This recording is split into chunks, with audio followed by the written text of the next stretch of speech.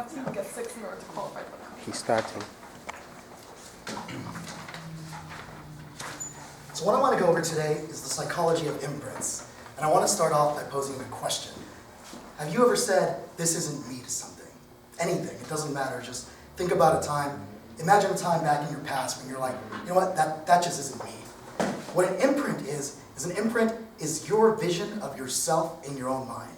So you may not realize this, but every one of us has an imprint of what we think we are, how we think we appear to the world, and who we think we are.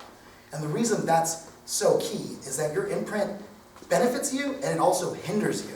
So let me give you some examples. Exercise. Everyone thinks about exercise. It's good for you, gets the job done, puts you in a healthy state. It's just essential to living. But have you ever felt like, you go into the gym, you're like working out, maybe doing some weights, running the treadmill, and you're like, you know what, this just isn't me. I don't know, just not me. Well, you actually have a picture in your mind where you're thinking that you're just not an athletic person. Maybe you've had a lot of past experiences where you just didn't play sports, didn't want to participate in maybe physical education, PE in high school, and you're like, you know what, exercising, working out at the gym, that's that guy over there lifting the weights, punching the 300-pound deadlifts. But that's just not me. It just isn't me. Weight's a big one. Have you ever had an experience where you hit the diet, you lost the weight, a couple of months later, maybe even a year later, you're back at your weight before you started dieting, or even worse? The thing is, you have a picture of yourself in your own mind. And you may not realize this, but your picture of yourself kind of includes how big you think you are. So if you picture yourself as overweight, no matter how much weight you lose, you'll always gain it back eventually, because that just isn't you. You're not that healthy, buff, skinny, let's go do an Ironman competition guy. Because that isn't me. Just isn't me. So that is an imprint. It's that picture in your mind that's making you think, hey, is that me or it's not me? So back to exercise. The reason a lot of people lose weight and they go on crash diets and it's like a rubber band diet. You bounce to your ideal weight, bounce right back to where you think you are. Because you're picturing yourself in your mind. And you know what? If you picture yourself as overweight, you're always going to jump back to overweight. Let's take another example. And this one's pretty common. Lottery winners. You become a millionaire, multi-millionaire. Let's say you win the Powerball. You win $15 million. Most people make less than $50,000 a year. How is it that 5 years later you're more broke than before you won the lottery? But think about that. If in your mind you don't believe you don't picture yourself as rich, you're like, nope, always been poor, going to be poor for the rest of my life, you will find a way to lose your money. You will waste it, you will spend it, and you will end up more broke than before you won the lottery. A statistic show that a lot of lottery winners who end up more broke wish they had never won the lottery because their life got worse. They just have this vision of themselves of who they are. So when people start asking them for money, hey, you won the lottery, give me money, or they start wasting their money on, Ferraris and houses, and they, rather than putting in investments, because I'm not an investor, not who I am. You have that imprint in your mind of your financial wealth, and you will bounce right back to your wealth, regardless of what you think. No matter how much money you have, 10 years later, if you're a poor person, you will be back to poor. Now let's take Donald Trump, for example. Multi-billionaire, rich guy. If he lost all his money, and he has lost all his money, a couple years later, Richard Branson, another example, he will be richer or as rich in 10 years, even if he went to negative couple $1 million in debt. Actually, Donald Trump has been hundreds of millions of dollars in debt.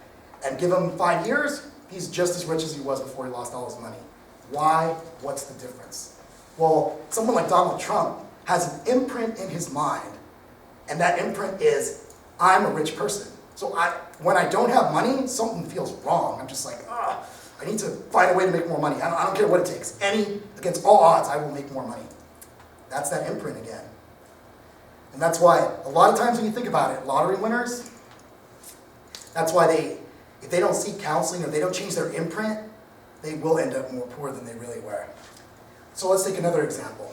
There was an experiment done, famous British experiment, where they wanted to see, how about luck? Now we're taking something ominous like luck. Can luck be an imprint? So what they did is they actually flew into this isolated British town, and there was a small little British town, not famous for anything, but the town had a park with a little dog statue. I'm not sure why they have a dog statue, but there's a dog statue in the park. So the experimenters, what they did was they created a rumor. So they sent in film crews, they did radio interviews, and they broadcast commercials that the town didn't know this, but that was a lucky dog. If you went in and petted the dog, you would get luck. And at first the town was like, it's kind of weird, the statue's been here 100 years, never thought it was lucky. But as they heard it on the radio, they saw it on TV, reporters started coming in, they saw crowds of film crews watching it, and all of a sudden their imprints started to change because they would pet the dog, and all of a sudden they would experience more luck. So now here comes the heart of the experiment. They took two people, one person who considered himself very lucky, and one person who considered himself unlucky. And they said, is luck an imprint? So what they did was they created 3 random scenarios. Number 1 is both people were bar owners. So as they walked by on their way to work, there was someone with a flat tire. And if they would help the person with a flat tire, the person would be so grateful he would send a celebrity to their bar to give a speech or a concert. First guy who said he was unlucky, walked right by, not helping you. Person that was lucky said, hey, let me see what I can do to help you out. Their bar went through the roof. Experiment number 2, they're like, okay, let's see if that was just chance. They gave both the people a scratch and win, but it was pre-planned. It was a big screen TV. All you had to do was scratch it and you win. Person number 1 who thought they were unlucky, saw it, I'm unlucky, threw it away. Person number 2 scratched it, won a big screen TV. Finally, they said, okay, let's make it, same 2 people, we're going to leave a $100 bill on the floor, put a circle around it where they enter their work. Will they walk by? Person number 1, the lucky person, ooh, $100, lucky day. Person number 2 walks right by it, doesn't even notice it, because it does not, and it's their imprint. They are not a lucky person. So the next time when you think about it, when you ask yourself, where you hear someone say or you say yourself, this isn't me, think that might be your imprint.